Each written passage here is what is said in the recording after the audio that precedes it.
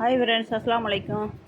இதை பாருங்கள், என் குட்டி செடி கொடியை எங்கள் அம்மா குட்டிக்கு கல்யாணம் வச்சுருக்கேன் ஃப்ரெண்ட்ஸ். ஏதாச்சும் உங்களால் முடிஞ்சதை அனுப்புங்க.